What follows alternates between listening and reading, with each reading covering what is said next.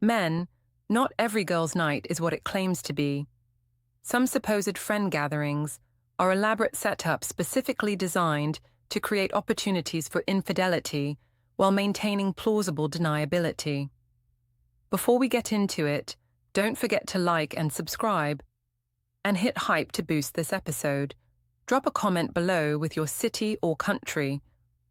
I'm always curious where viewers are joining from. Red flag 1. The girls' night includes new friends you've never heard of before. When she announces girls' night and mentions attending with friends you've never met, never heard about, or who suddenly appeared in her life without explanation, and these mysterious new friends provide perfect cover for unverifiable activities because you have no basis to question whether they're real. New friend inclusion is red flag for setup. These supposed new friends might not exist at all, or they're accomplices recruited specifically to provide alibis for affair meetings. What this red flag reveals. This reveals alibi infrastructure being built through people you can't verify. If you've never met these friends, never heard her mention them before, and have no way to confirm they're real, they provide perfect verification-proof cover. She can claim to be with Sarah from work, but if you've never met Sarah and know nothing about her, verifying she was actually with Sarah becomes impossible without obvious investigation. The strategic value of new friends is that they have no history you can reference. If she's supposedly spending evening with longtime friend, you'd notice if frequency seems off or if details don't match what you know about that friend. New friends create blank slate where you have no baseline to detect lies. She can construct entire fictional friendship, and you have no reference point to identify fabrication. Notice when these new friends appeared in her life. If new friends emerged right around when you suspect affair started, if their appearance coincides with other behavioral changes, or if new friendships developed suddenly, without gradual introduction through her stories, timing suggests friends were added to social roster specifically to serve as alibis rather than being genuine new relationships. Watch whether you ever actually meet these new friends.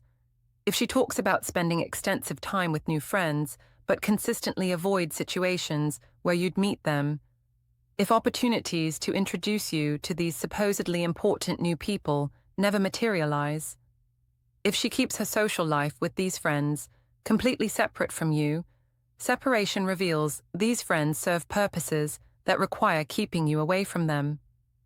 Pay attention to how she describes these new friends. If descriptions are vague without specific details about their lives, personalities, or backgrounds, if stories about them seem generic without the specificity real friendships produce, if she struggles to answer detailed questions about people she supposedly spends significant time with, vagueness reveals these friends might not be real or might not be who she claims. Observe whether these new friends have verifiable existence. If names don't appear in social media connections, if mutual acquaintances don't know them, if there's no evidence beyond her claims that these people exist in her life, absence of verification suggests friends are fabricated alibis. Real friends leave digital footprints. Fictional friends exist only in her stories about where she was. Why this is red flag for setup. This is red flag because introducing new unverifiable friends creates alibi system that can't be checked. If girls' night involves going out with Ashley and Brittany, who you've never heard of, you can't verify she was with them without obvious investigation. New friends provide unlimited alibi flexibility because you have no knowledge base to detect lies about activities with people who might not exist or who are actually accomplices, providing coordinated cover. Red flag 2. These girls' nights always happen at bars, clubs, or venues, where affairs typically start. When her girls' night destinations are consistently bars with single-focused atmospheres, clubs where meeting men is primary activity, or venues known for hookup culture rather than actual friend-bonding environments, location choices reveal the purpose isn't friend time, but rather creating environments where she can meet affair partners or engage in activities incompatible with committed relationship. What this red flag reveals. This reveals venue selection is about creating opportunities to meet men or engage with a affair partner in environments where that's normalized, rather than about actually spending quality time with female friends. Women who genuinely want friend bonding time choose restaurants, homes, activities, or venues conducive to conversation and connection. Women creating affair opportunities choose environments where interacting with men is expected part of the scene. The strategic aspect is that bars and clubs provide built-in explanation for why she might be talking to men, accepting drinks from them, or dancing with them.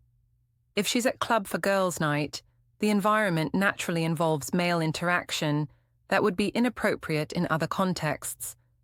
The venue selection itself creates cover for behaviors that would otherwise be obvious red flags. Notice if venue choices seem inconsistent with stated purpose.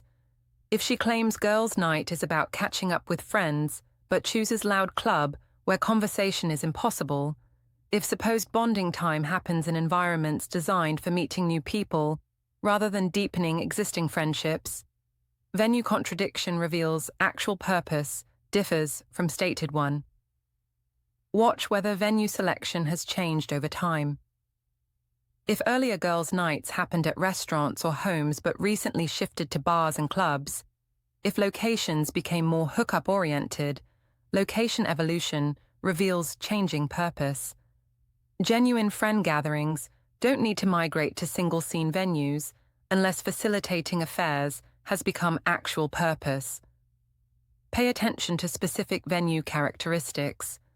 If bars are ones known for older professional men rather than college crowds, if clubs attract demographics matching affair partner profile, if venue selection seems targeted rather than random, specific choices reveal she's going where specific type of men congregate, suggesting she's meeting specific person. Observe whether she's defensive about venue choices. If you question why girls' night requires going to clubs when they could have dinner, if she becomes irritated by suggestion of different venues, if she insists these specific locations are necessary for vague reasons, defensiveness reveals venue is non-negotiable because it serves purposes beyond socializing with female friends. Why this is red flag for setup. This is red flag because venue selection reveals intent. Friends wanting quality time choose conversation-friendly environments. Women creating affair opportunities choose venues where meeting and interacting with men is normalized part of environment. Consistent selection of hookup-oriented venues reveals girls' night is set up for activities incompatible with committed relationships rather than genuine friend gathering. Red flag 3. She's unusually secretive about specific plans or location details. When you ask basic questions about where girls' night will be or what they're planning to do, and she's evasive, vague, or defensive about providing simple information like restaurant name, which friend's house, or what the activity is, secretiveness about details that legitimate plans would include freely reveals those details are being hidden because they would expose that plans aren't what she's claiming. What this red flag reveals. This reveals she can't provide specific details because either plans don't actually exist in the form she's describing, or providing details would create verification opportunities she wants to avoid. If girls' night is legitimate friend gathering, there's no reason to be secretive about where they're going or what they're doing. Secrecy indicates details would expose deception if shared. The strategic value of vagueness is that it prevents verification. If she tells you they're going to Mario's Italian restaurant, you could theoretically verify whether she was there. If she's vague about location, keeps plans unclear, or provides only general information like somewhere downtown, vagueness eliminates verification opportunities while maintaining veneer of having actual plans. Notice if her vagueness is consistent or selective. If she freely shares details about some activities, but is mysteriously secretive about girls' nights specifically, if vagueness only surrounds these particular outings, while other activities are described openly, selective secrecy reveals girls' nights specifically are what she's hiding. Legitimate activities across all categories would have consistent detail sharing. Watch whether she becomes defensive when asked basic questions. If asking, "Where are you going?" triggers irritation, if she accuses you of being controlling for wanting to know simple plans, if reasonable questions create conflict, weaponizing your curiosity prevents you from gathering information that would expose setup. Making you feel wrong for asking stops questions that would reveal deception. Pay attention to whether plans solidify or stay vague.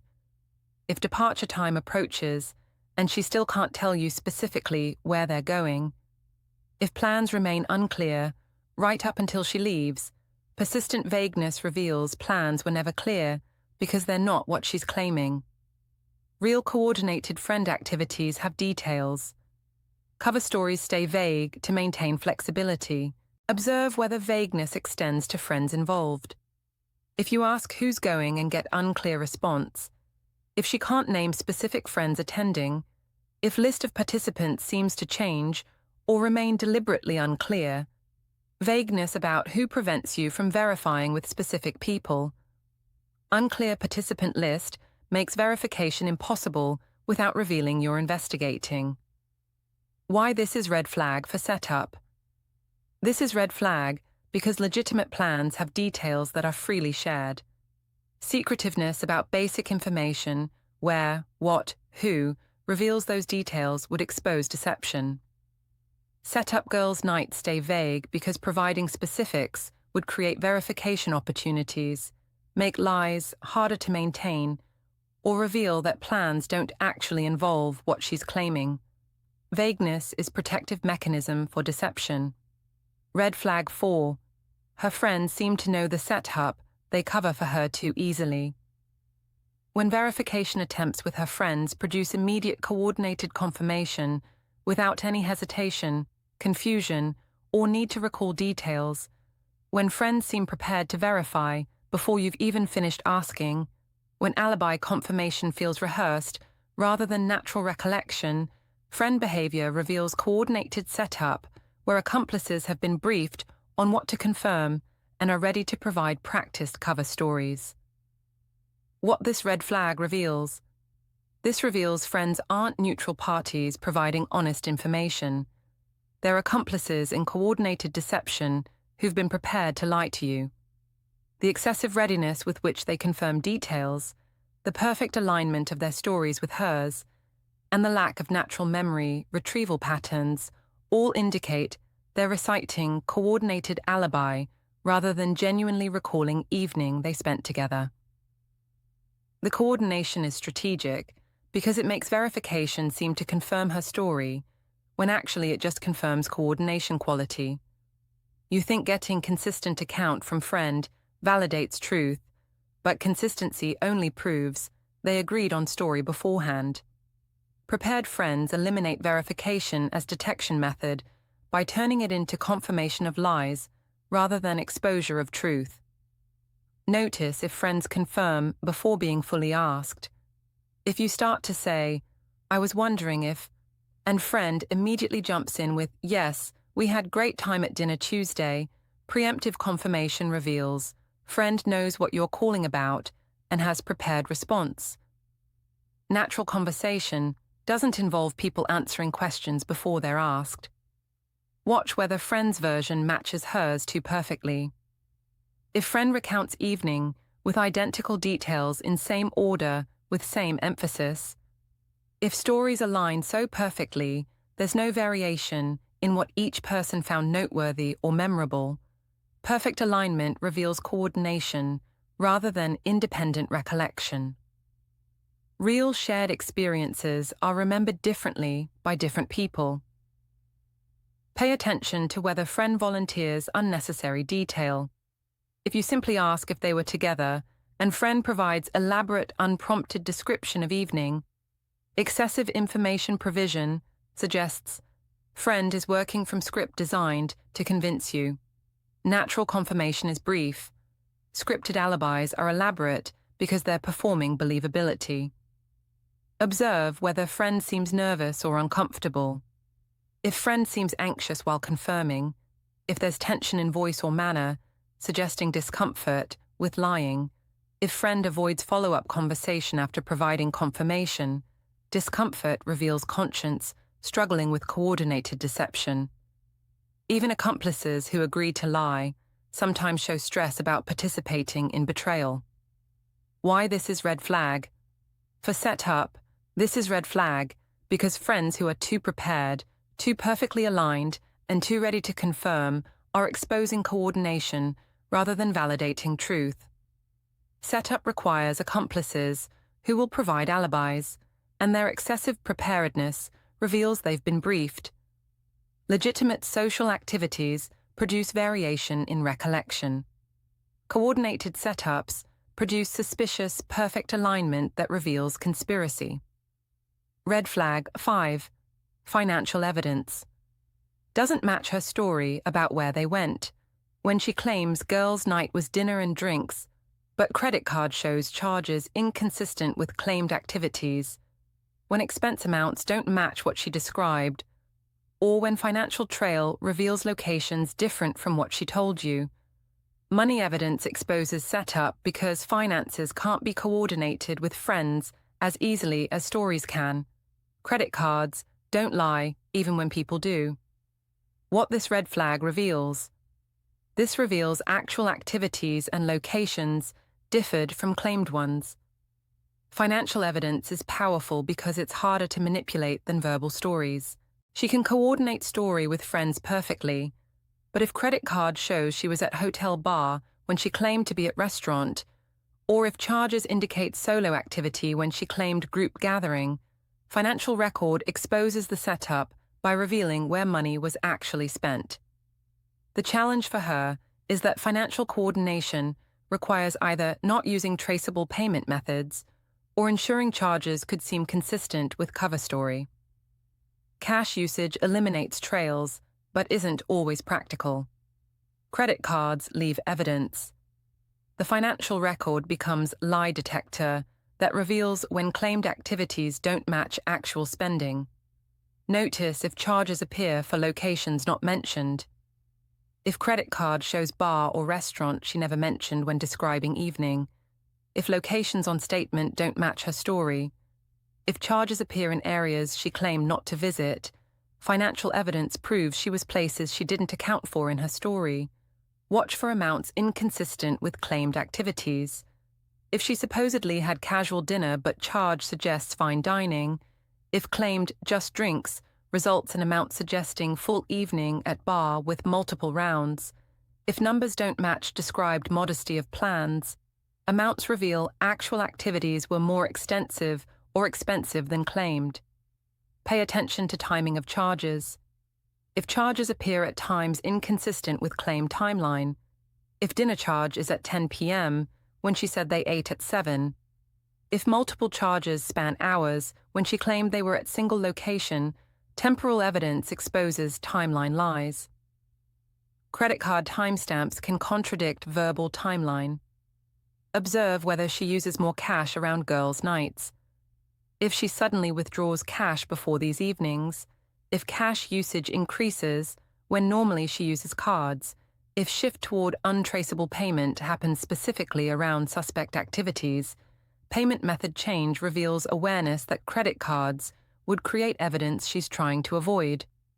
Why this is red flag for setup.